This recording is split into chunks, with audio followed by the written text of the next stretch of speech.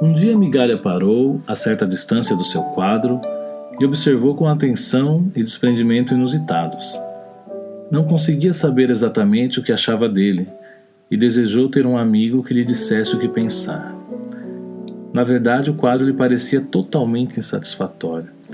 No entanto, muito bonito. O único quadro realmente lindo do mundo.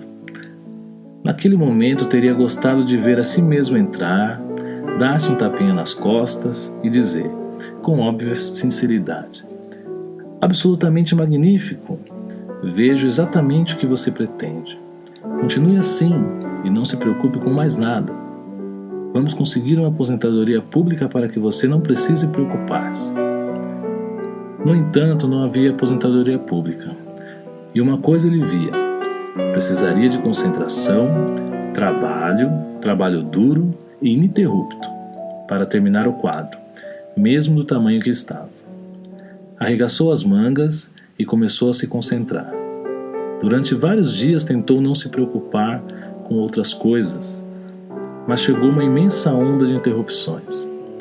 Em sua casa havia coisas para consertar, precisou sair para participar de um júri na cidade, um amigo distante ficou doente, o Sr. Paróquia ficou de cama com lumbago, e não paravam de chegar visitas.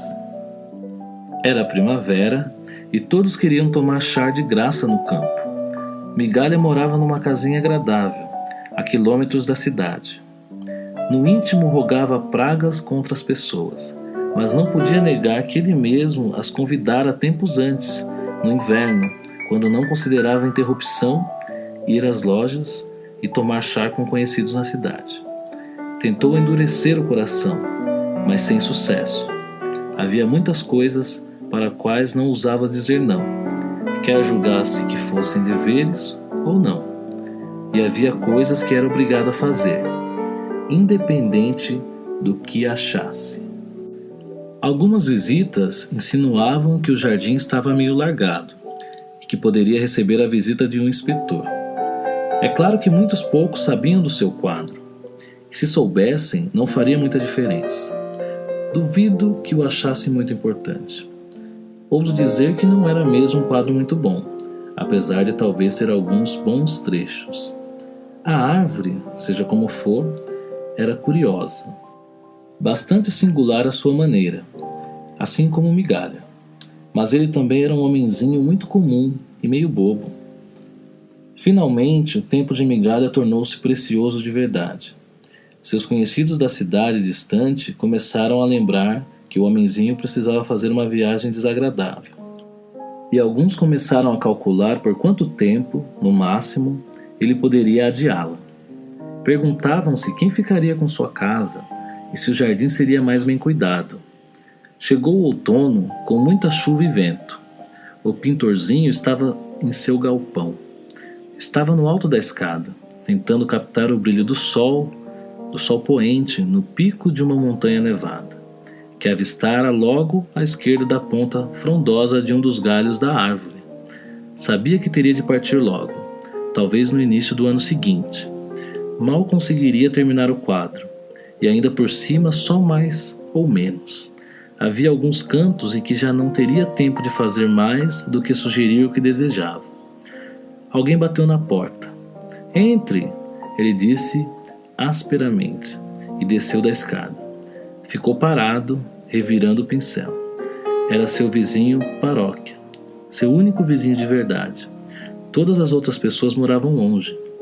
Mesmo assim, ele não gostava muito daquele homem, em parte porque tinha problemas e precisava de ajuda com tanta frequência, e também porque não ligava para a pintura, mas era muito criterioso em relação à jardinagem. Quando Paróquia olhava para o jardim de Migalha, que era frequente, enxergava principalmente as ervas daninhas, e quando olhava para os quadros de Migalha, o que era raro, só enxergava manchas verdes e cinzentas e linhas pretas, que lhes pareciam absurdas. Não hesitava em mencionar as ervas daninhas, um dever de vizinho, mas abstinha-se de dar qualquer opinião sobre os quadros. Achava que estava sendo muito gentil, e não percebia que, mesmo sendo gentil, não era suficientemente gentil. Ajudar com as ervas daninhas e talvez elogiar os quadros seria melhor. Bem, Paróquia, o que foi? Disse Migalha. Eu não deveria interrompê-la, eu sei, disse Paróquia, sem nem dar uma olhadela no quadro. Com certeza você está muito ocupado. O próprio Migalha pretendia dizer algo parecido, mas perdera a oportunidade. Tudo o que disse foi: estou. Mas não há ninguém mais que eu possa recorrer, disse Paróquia. Pois é, disse Migalha, dando um suspiro. Um daqueles suspiros que são um comentário pessoal, mas totalmente inaudíveis. O que posso fazer por você? Faz dias que minha mulher está doente e estou ficando preocupado, disse Paróquia. O vento arrancou metade das telhas do meu telhado e está entrando água no quarto. Acho que eu devia procurar o médico. E os pedreiros também, só que eles demoram muito para chegar. Queria saber se você tem madeira e lona sobrando, só para eu fazer uns remendos e me arranjar por 1 ou 2 dias. Então ele olhou para o quadro. Puxa vida, disse Migalha, você está sem sorte. Espero que sua mulher só tenha pego um resfriado. Vou até lá para ajudá-lo a descer a escada com a paciente. Muito obrigado, disse Paróquia, com certa frieza. Mas não é resfriado, é febre. Eu não incomodaria por causa de um resfriado. E minha mulher já está de cama no andar de baixo. Não posso subir e descer com bandejas, com essa minha perna. Mas vejo que você está ocupado. Desculpe-me ter incomodado. Esperava que você tivesse um tempo para procurar um médico, ao ver minha situação. E o pedreiro também, se você de fato não tem lona sobrando. Claro, disse Migalha, porém havia outras palavras em seu coração, que no momento estava simplesmente mole, sem nenhum sentimento de generosidade. Eu poderia ir. Eu vou, se você está mesmo preocupado. Estou preocupado, muito preocupado. Quisera eu não ser manco, disse Paróquia. Então Migalha foi. Era complicado. Paróquia era seu vizinho e tudo ficava muito longe. Migalha tinha bicicleta, Paróquia não tinha e não conseguia andar de bicicleta. Paróquia tinha uma perna aleijada de verdade que lhe causava dor intensa. Isso era preciso lembrar. E também sua expressão amarga e sua voz chorosa. Claro, Migalha tinha um quadro e quase não tinha tempo para terminá-lo. Mas parecia que era Paróquia que tinha de contar com isso, não Migalha. No entanto, Paróquia não contava com quadros. Migalha não podia mudar isso. Com os diabos, ele disse para si mesmo, ao tirar a bicicleta. Chovia e ventava, e a luz do dia estava se extinguindo. Hoje não vou trabalhar mais, pensou Migalha. Enquanto pedalava, ia praguejando sozinho ou imaginando suas pinceladas na montanha e no ramo de folhas ao lado dela, que antes ele imaginara na primavera. Seus dedos se contorciam no guidão.